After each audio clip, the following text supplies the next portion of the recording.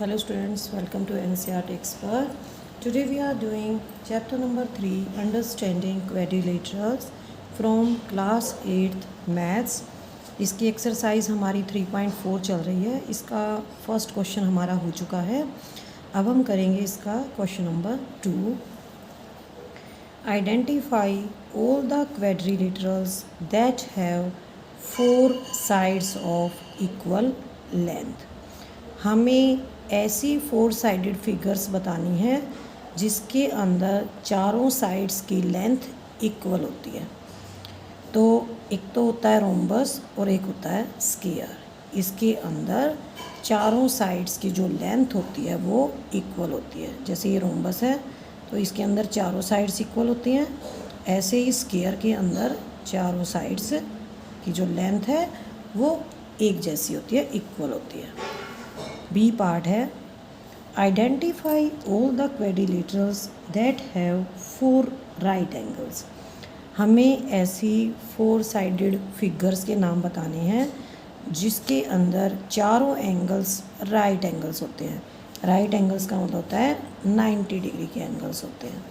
तो एक स्क्वायर होता है और एक रेक्टेंगल होती है जिसके अंदर चारों एंगल्स 90 डिग्री के होते हैं. ठीक है, ये एक स्क्वायर है जिसके चारों एंगल्स 90 डिग्री होते हैं और ये एक रेक्टेंगल है जिसके अंदर चारों एंगल्स 90 डिग्री के होते हैं.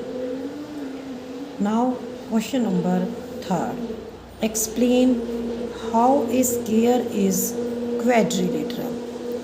हमें एक्सप्लेन करना है कि एक स्क्वायर क्वाड्रिलेटरल कैसे होता है. क्वाड्रिलेटरल क्या होता है? 4 साइडेड फिगर होती है और स्क्वायर के अंदर भी 4 साइड्स होती हैं. तो हम क्या कह सकते हैं? Square is a quadrilateral because square has 4 sides. Secondly हमें बताना है how a square is a parallelogram. Square के अंदर जो चारों साइड्स होती हैं वे इसके अंदर अपोजिट साइड्स पैरेलल होती हैं. और एक पैरेललोग्राम में भी क्या होता है?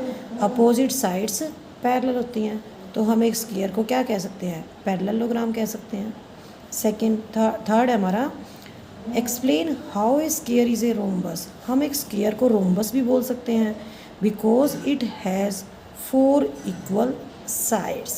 स्क्वायर की चारों साइड्स इक्वल होती हैं और रोम्बस की भी चारों साइड्स इक्वल होती हैं और डायगनल्स बाइसेक्ट करते हैं परपेंडिकुलर या 90 डिग्री पे लिख सकते हैं इसको हम diagonals bisect at 90 degree. A square is a rectangle. एक स्क्वायर को हम रेक्टेंगल भी बोल सकते हैं because it has 4 angles of 90 degree each. क्योंकि स्क्वायर के अंदर भी चारों एंगल्स 90 डिग्री होते हैं और रेक्टेंगल के अंदर भी चारों एंगल्स 90 डिग्री के होते हैं. Question number 4. Name the quadrilaterals whose diagonals bisect each other. हमें ऐसी 4 साइडेड फिगर्स बतानी है जिनके जो डायगनल्स होते हैं वे बाइसेक्ट करते हैं, एक दूसरे को इक्वली डिवाइड करते हैं. पैरेललोग्राम के अंदर होते हैं, रोम्बस के अंदर, स्क्वायर के अंदर और रेक्टेंगल के अंदर. ठीक है, तो ये एक पैरेललोग्राम है, ये रोम्बस है, ये स्क्वायर है और एक ये रेक्टेंगल है. तो ये जो डायगनल्स हैं वे एक दूसरे को बाइसेक्ट करें इक्वली. तो ये वाला जो है इसके इक्वल होगा, ये वाला इसके इक्वल होगा. तो मैंने शो कर दिया है रेड पेन से. ठीक है, ये एक दूसरे के इक्वल होते हैं. ठीक है, पैरेललोग्राम में क्या होगा? ये यहाँ पे डबल साइन मैंने इसलिए शो किया है क्योंकि ये जो है डायगोनल का पार्ट ये इसके इक्वल होगा और ये वाला इसके इक्वल होगा. Second, name the quadrilaterals whose diagonals are perpendicular bisector of each other. हमें बताना है ऐसी 4 साइडेड फिगर्स जिसके अंदर जो डायगोनल्स होते हैं वे एक दूसरे को बाइसेक्ट भी करते हैं और 90 डिग्री का एंगल भी बनाते हैं. रोम्बस और स्क्वायर के अंदर ऐसा होता है कि इनके जो डायगनल्स हैं, जैसे ये रोम्बस है तो ये 90 डिग्री का एंगल बनाएंगे यहाँ पे. ठीक है, ऐसे यहाँ पे स्क्वायर के अंदर होता है 90 डिग्री का एंगल्स बना रहे हैं, diagonals. Third, name the quadrilaterals whose diagonals are equal. हमें बताना है ऐसी 4 साइडेड फिगर जिसके अंदर डायगनल्स इक्वल होते हैं, स्क्वायर के अंदर और रेक्टेंगल के अंदर। स्क्वायर के अंदर जो डायगनल है वे एक दूसरे के इक्वल होते हैं, ऐसे ही जो रेक्टेंगल है इसके अंदर भी डायगनल एक दूसरे के इक्वल होते हैं।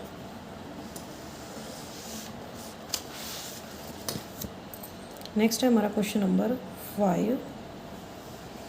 Explain why a rectangle is a convex quadrilateral. एक रेक्टेंगल को हम कॉन्वेक्स क्वेड्रिलेटरल क्यों कहते हैं? क्वेड्रिलेटर होती है 4 साइडेड फिगर, तो रेक्टेंगल भी 4 साइडेड फिगर है। और कॉन्वेक्स क्वेड्रिलेटर जिसके जो डायगनल्स होते हैं वे फिगर के इंटीरियर में होते हैं, वो होती है कॉन्वेक्स क्वेड्रिलेटरल। तो यहाँ पे ये मैंने रेक्टेंगल शो किया है ABCD और इसके डायगनल्स हैं AC और BD, ये इसके 2 डायगनल्स हैं। In a rectangle both the diagonals lie in the interior, जो दोनों डायगनल्स है वे इंटीरियर में हैं। Secondly it is 4 sided figure है, so a rectangle is a convex quadrilateral, इसलिए रेक्टेंगल को हम कॉन्वेक्स क्वेड्रिलेटरल बोलते हैं। नाउ लास्ट क्वेश्चन है एक्सरसाइज का, इसका 3.4 का। इसके अंदर क्या शो कर रखा है? ABC एक राइट एंगल ट्राइंगल है, ठीक है, और O क्या है? मिड पॉइंट है of the side opposite to right angle. Angle B एक राइट एंगल है, इसकी अपोजिट साइड होगी AC और O इसका AC का मिड पॉइंट है।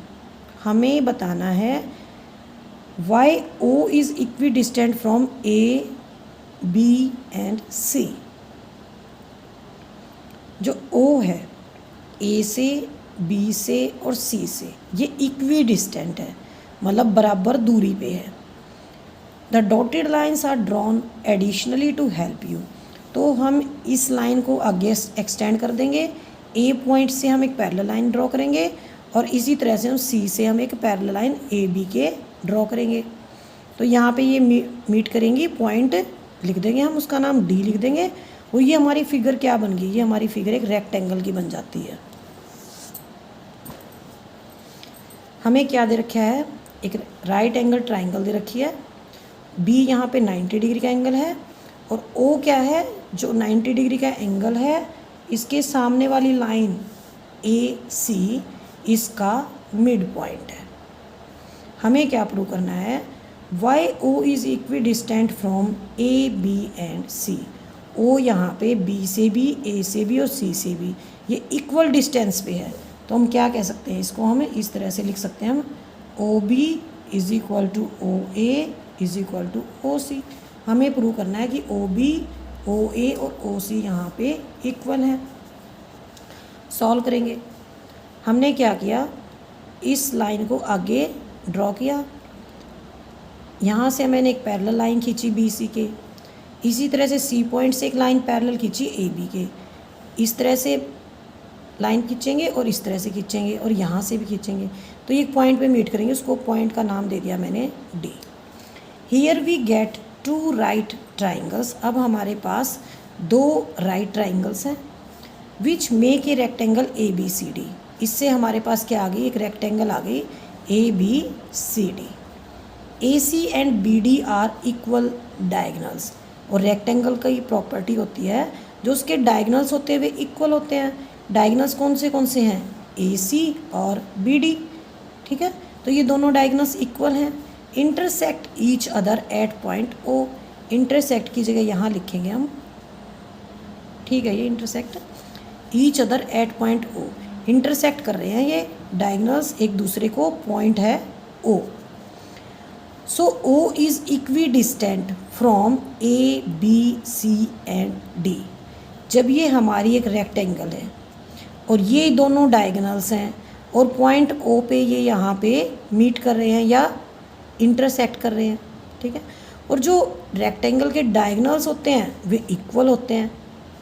जो AC है और BD है वे इक्वल है, ठीक है। ये मैंने यहाँ पे लिखा है इक्वल डायगनल्स हैं, इनकी जो लेंथ होगी वो इक्वल होगी, और दोनों डायगनल्स पॉइंट O पे मीट कर रहे हैं, इंटरसेक्ट कर रहे हैं, ठीक है, और एक दूसरे को बाइसेक्ट भी कर रहे हैं। तो BO AO और OC इक्वल हो जाएंगे। सो O is equidistant from ABC and D, OA OB OC OD, ये सारे के सारे हमारे इक्वल हो जाएंगे। इस तरह से हमारा जो क्वेश्चन है वो सॉल्व हो जाएगा।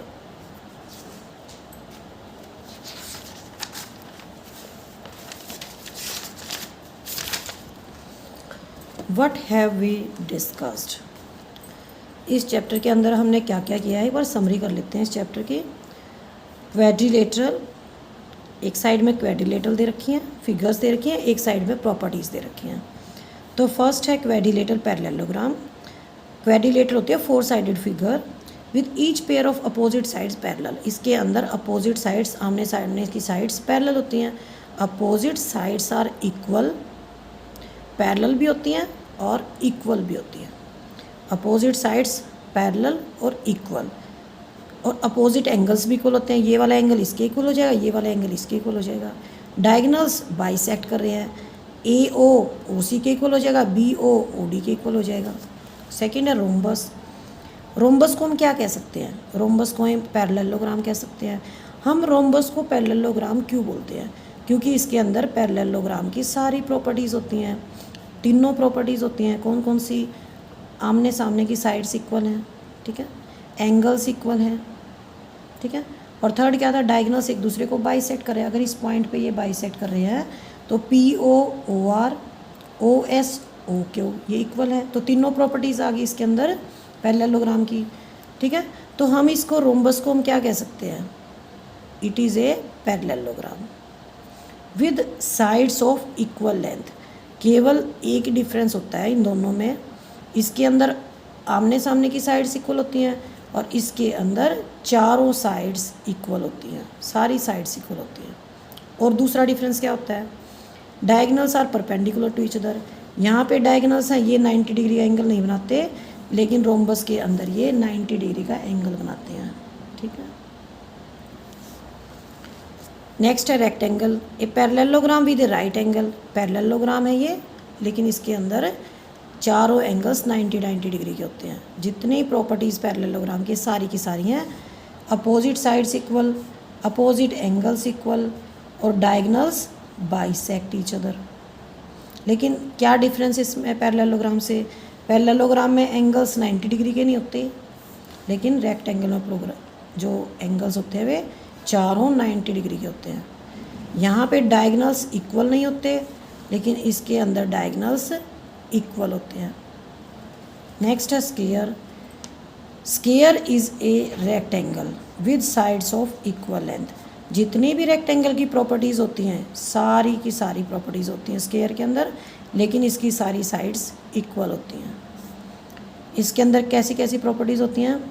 आमने सामने की साइड्स इक्वल हैं, एंगल्स इक्वल हैं, ठीक है, डायगनल्स बाइसेक्ट कर रहे हैं, ठीक है। और इसमें क्या डिफरेंस होता है? इसके अंदर 90 डिग्री के एंगल होते हैं, ठीक है, सारी साइड्स इक्वल होती हैं। तो हम क्या कह सकते हैं? इसके अंदर पैरेललोग्राम की, रोम्बस की और रेक्टेंगल की सारी प्रॉपर्टीज़ होती हैं। जो डायगनल्स होते हैं वे एक दूसरे को, डायगनल्स है एक दूसरे को परपेंडिकुलर बाइसेक्ट कर रहे हैं। ये यहाँ पे डायगनल्स हैं, ठीक है, तो ये यहाँ पे परपेंडिकुलर बाइसेक्ट करते हैं, 90 डिग्री का एंगल बनाते हैं। और लास्ट है हमारी quadrilateral kite. It is a 4 sided figure. Quadrilateral है ये with exactly 2 pairs of equal consecutive sides. इसमें जो 2 पेयर होते हैं साइड्स के वे इक्वल होते हैं। तो AD किसके इक्वल हो गया? AB के इक्वल हो गया। DC किसके इक्वल हो गया? यहाँ पे BC के इक्वल हो गया, ठीक है। Diagonals are perpendicular to each other. जो डायगनल्स होते हैं एक दूसरे को परपेंडिकुलर काटते हैं, 90 डिग्री का एंगल बनाते हैं। One of the diagonal bisect the other. एक डायगनल ही बाइसेक्ट करता है, इसके अंदर 2 डायगनल हैं लेकिन बाइसेक्ट कौन सा डायगोनल करेगा, सिर्फ एक करेगा, जो बी डी है ये डायगोनल बाइसेक्ट होता है। बाइसेक्ट मतलब है यहाँ पे ये इक्वल पार्ट्स होते हैं। अगर मैं इस मिड पॉइंट को ओ ले लेती हूँ तो D O is equal to O B, तो डी ओ किसकी इक्वल हो जाएगा, ओ बी की इक्वल हो जाएगा। यहाँ पे जो एंगल डी है और एंगल बी है ये इक्वल होते हैं, लेकिन angle A is not equal to angle C. तो इसी के साथ ये हमारा chapter number 3 understanding quadrilaterals finish होता है। नेक्स्ट टाइम मैं आपको इसका नया चैप्टर शुरू कराऊंगी, प्रैक्टिकल ज्योमेट्री, चैप्टर नंबर 4 है। अगर आपको वीडियो अच्छी लगी है तो लाइक करें और मेरे चैनल को सब्सक्राइब करें। अगर आपको इसके नोट्स चाहिए तो डिस्क्रिप्शन बॉक्स में लिंक दिया हुआ है, वहाँ से आप इसको डाउनलोड कर सकते हैं। थैंक यू बच्चों।